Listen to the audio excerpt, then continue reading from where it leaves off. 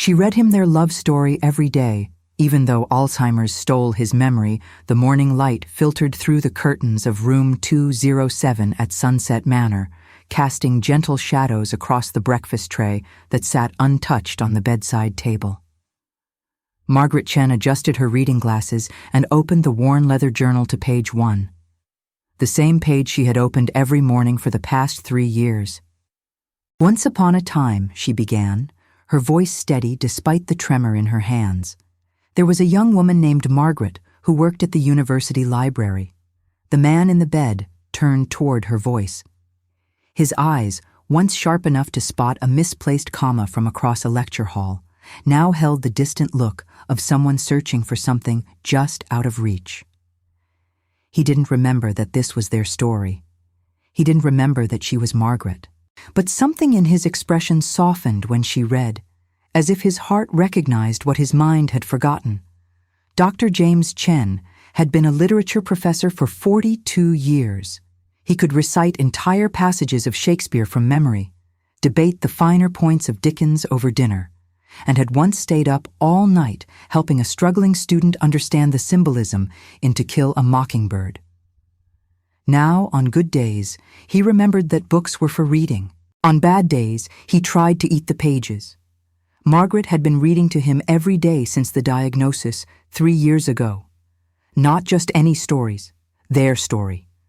The one she had written down in careful detail during those first terrifying months when she realized his memories were slipping away like water through cupped hands. She had raced against time, capturing every precious moment before Alzheimer's could steal them forever. The journal contained 57 pages of their life together. Their first meeting in the university library, where she worked as a research assistant. Their awkward first date at the campus coffee shop, where he spilled hot chocolate on his only good sweater. The evening he proposed during a thunderstorm because he couldn't wait for perfect weather. Their small wedding in her parents' backyard. The years of trying for children that never came. The way they had learned to be enough for each other. The young professor, Margaret continued reading, was looking for a book about 19th century American poetry.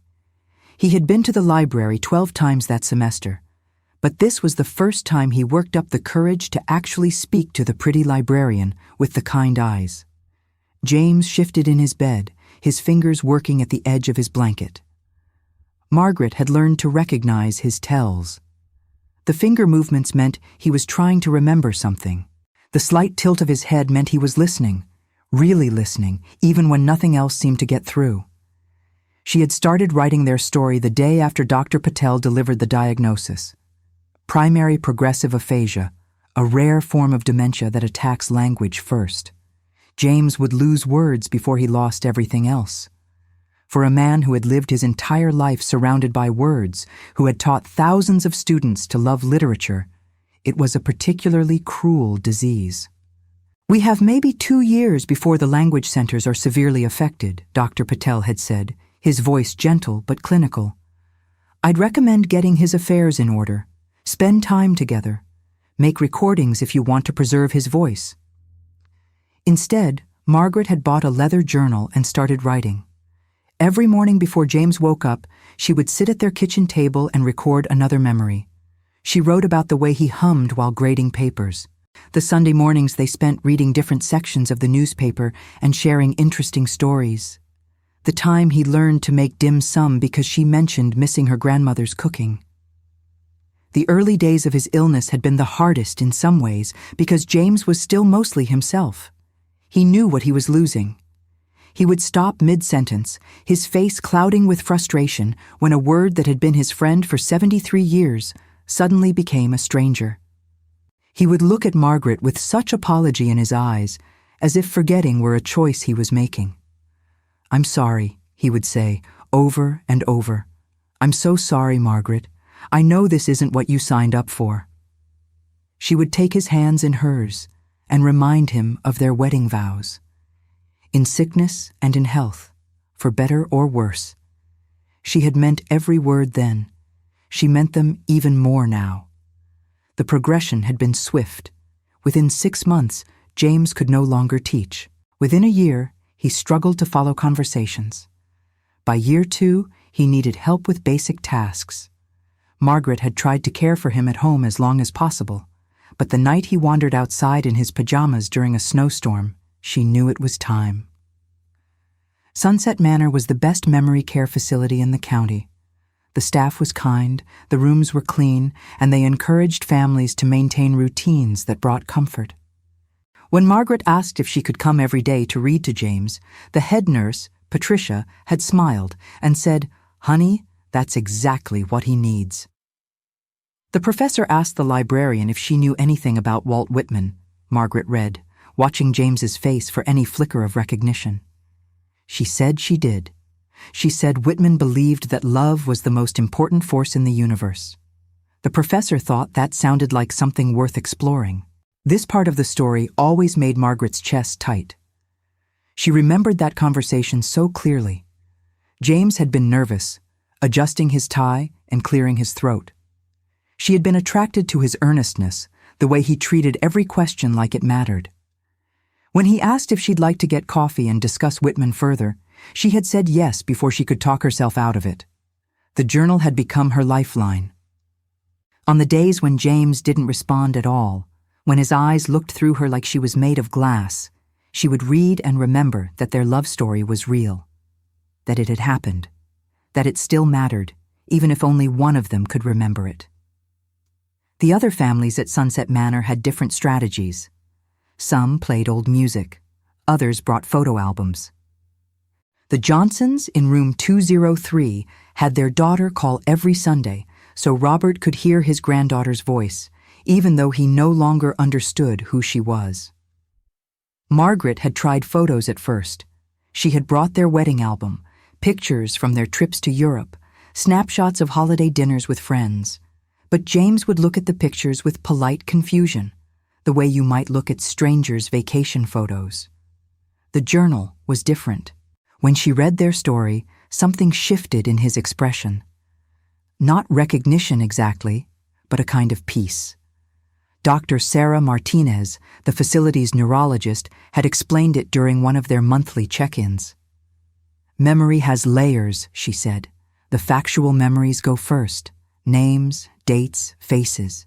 But emotional memory, the feeling of being loved, that can persist much longer. When you read to him, you're not just sharing information. You're sharing the feeling of your relationship. Margaret understood this in a way that went beyond medical explanation. She could see it in the way James's shoulders relaxed when she began reading, the way his breathing deepened, the way he sometimes reached for her hand without seeming to know why. Their first date was almost a disaster, Margaret read, turning to page 7. It was raining, and the coffee shop was crowded. They had to share a small table near the window, and every time someone walked by, cold air would rush in. Margaret was wearing a thin sweater and trying not to shiver. James noticed and offered her his jacket.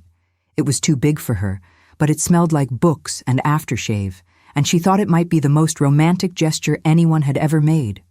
She paused, looking at James. He was watching her now, his head tilted in that listening position. His hair was completely white now, thinner than it used to be. His face was more angular, the medications and the disease having stolen some of his weight. But his eyes, when they focused like this, still held glimpses of the man who had fallen in love with a shy librarian 38 years ago. The routine had evolved over the 3 years. At first, Margaret would read the entire journal in one sitting, racing through their history as if speed could somehow help James hold on to it. But Patricia had suggested breaking it into smaller pieces. "Let him absorb each part," she said. "Sometimes less is more." Now Margaret read 5 or 6 pages each visit, savoring the details, watching for any response. Some days she would read the same section twice if James seemed particularly engaged. Other days she would skip ahead to his favorite parts. She had learned to read his moods, to adjust the story to match his needs. The writing itself had been therapeutic in ways Margaret hadn't expected. Sitting at her kitchen table in those early morning hours, she had rediscovered their relationship through the act of recording it. Details she had forgotten came flooding back. The way James would leave little notes in her library books when they were dating. The morning he surprised her with breakfast in bed for no special reason. The quiet Sunday afternoons they spent reading in comfortable silence. James took Margaret to meet his parents on Thanksgiving of their first year together. She read. His mother made too much food, as mothers do, and his father told embarrassing stories about James as a child. Margaret helped with the dishes and listened to James's mother talk about her garden. She felt, for the first time since her own parents had died, like she was part of a family again. This memory always brought tears to Margaret's eyes. James's parents had welcomed her so completely, treating her like the daughter they had always wanted. They had both passed away years ago, but not before seeing their son happily married and settled. Margaret was grateful they hadn't lived to see this decline, to watch their brilliant, articulate son struggle to remember their names. The disease had taken so much. James's ability to grade papers with his trademark red pen and encouraging comments. His habit of reading aloud from interesting articles while Margaret cooked dinner. The way he would quote poetry at unexpected moments, finding lines from Frost or Yeats that perfectly captured a mood or moment. But the daily readings had given Margaret something back. They had given her a way to love him that he could still receive. When she read their story, she wasn't just preserving the past. She was creating a present moment where their love existed fully, where James could feel cherished even if he couldn't remember why. The staff at Sunset Manor had embraced Margaret's routine. Patricia would make sure James was comfortable and alert for the daily reading. The activities coordinator, a young woman named Lisa, would sometimes listen from the doorway, tears in her eyes. "You're giving him such a gift," Lisa told Margaret one day. "But I think you're giving yourself one too." Margaret hadn't understood what Lisa meant at first. It felt like sacrifice, not gift. The daily drive to the facility, the repetition, the heartbreak of introducing herself to her husband every morning, watching him search her face for recognition that rarely came. But slowly, she began to see it. The gift wasn't just in the giving. It was in the discovering that love could exist in forms she had never imagined. That devotion could deepen rather than diminish in the face of loss. That their story was still being written, even as one of its authors forgot how to hold a pen. The young couple decided to get married in Margaret's parents' backyard, she read, her voice growing stronger. It wasn't a big wedding, just close friends and family. Margaret wore her mother's dress, altered to fit her smaller frame. James wore a suit his father had helped him pick out. The ceremony was simple, but when they promised to love each other in sickness and in health, for better or worse, they meant it with their whole hearts. James's hand moved slightly on the blanket. Margaret reached over and covered it with her own. His skin was warm, his fingers long and elegant as they had always been. For a moment, his fingers curled around hers. Not a conscious gesture, perhaps, but a response nonetheless. This was what she had learned to treasure. Not the grand gestures or dramatic improvements that families sometimes hoped for in movies about memory loss, but these small moments of connection. The way his breathing synchronized with hers when she read. The slight smile that sometimes crossed his face at familiar passages. The way he would look directly at her, even if he didn't know who she was, with something that felt like gratitude. The journal had 47 pages left.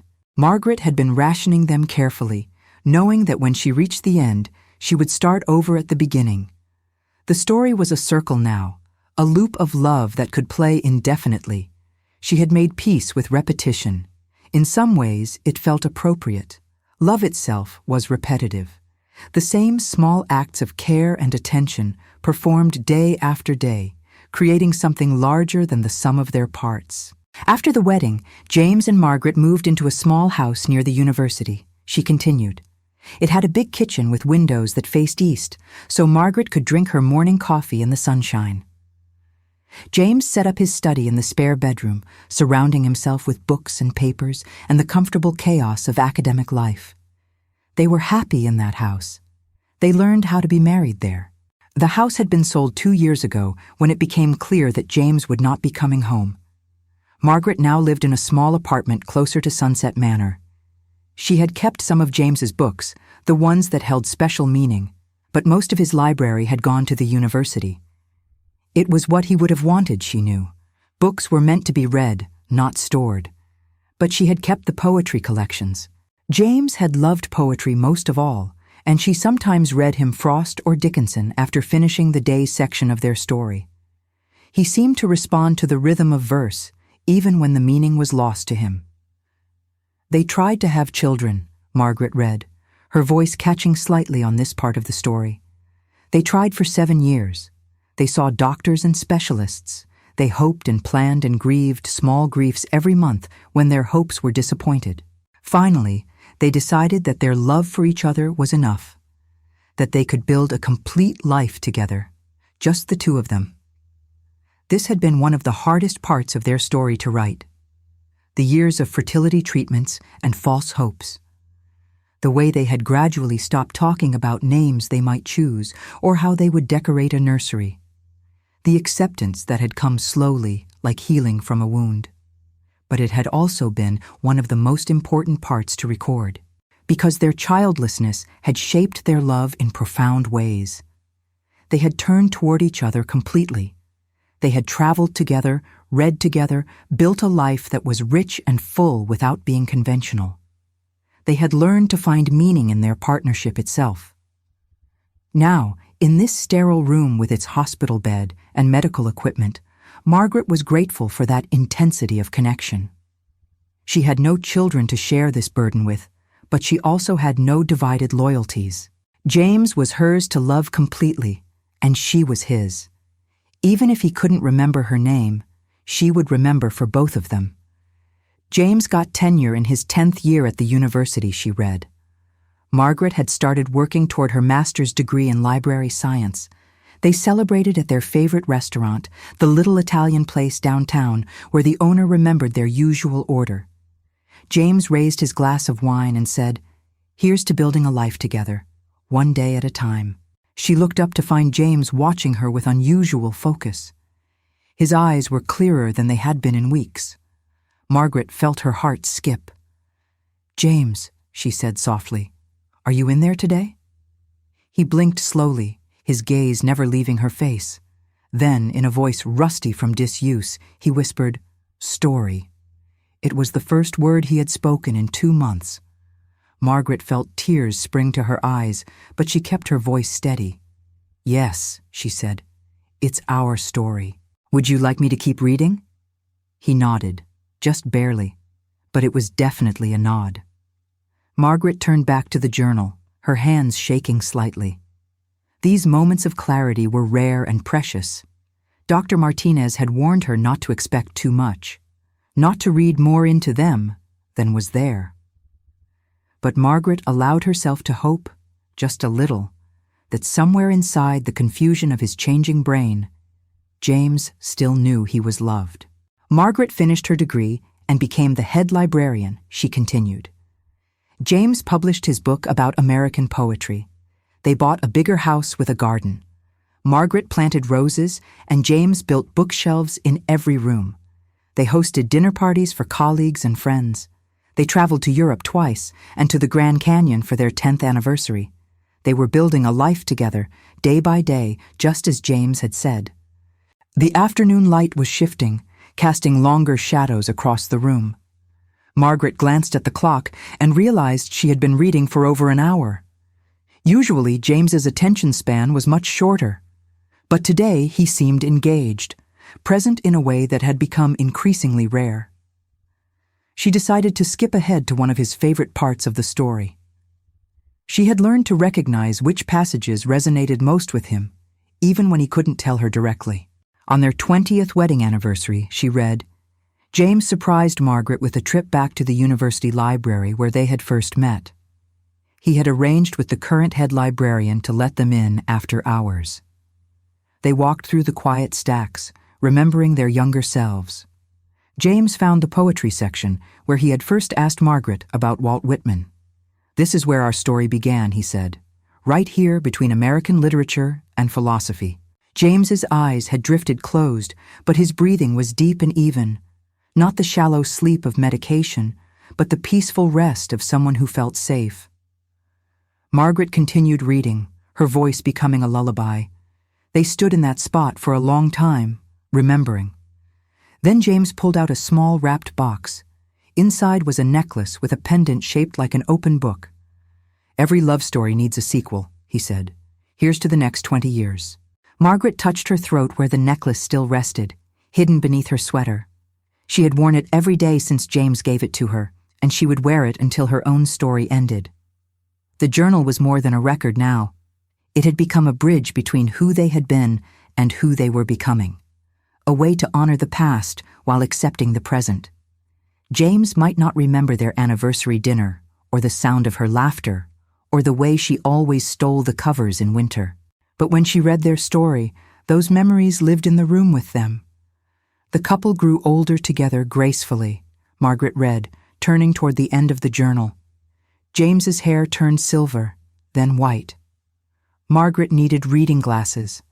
They settled into comfortable routines, morning coffee together, evening walks around their neighborhood.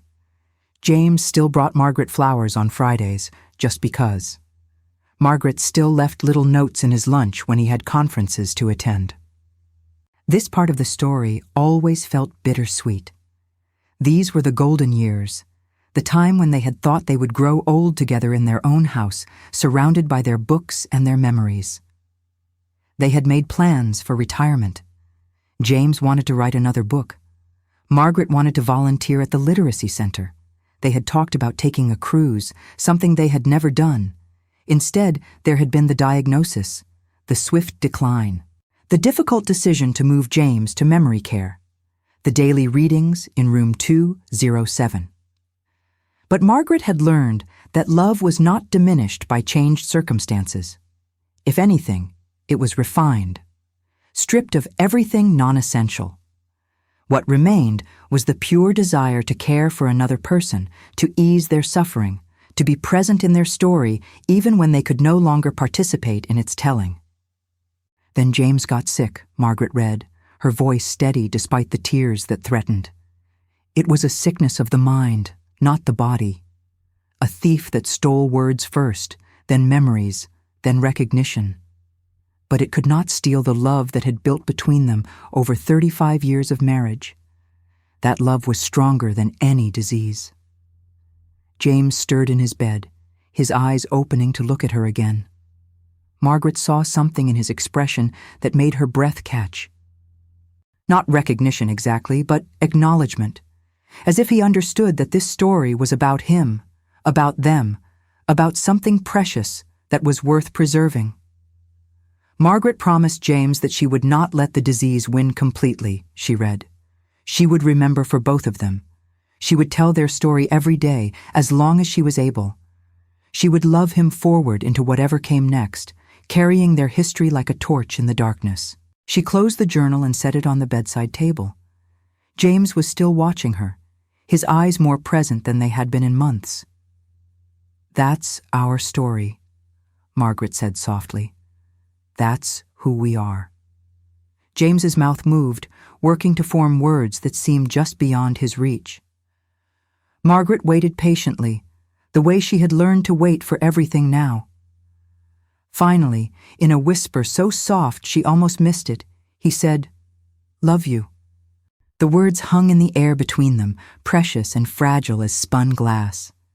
Margaret felt her heart break open with gratitude. She leaned forward and took his hand in both of hers. "I love you too," she whispered back. "I love you too, James, every day, every page, every word of our story." He squeezed her hand then, a real squeeze, purposeful and strong. For just a moment, Margaret felt like she had her husband back.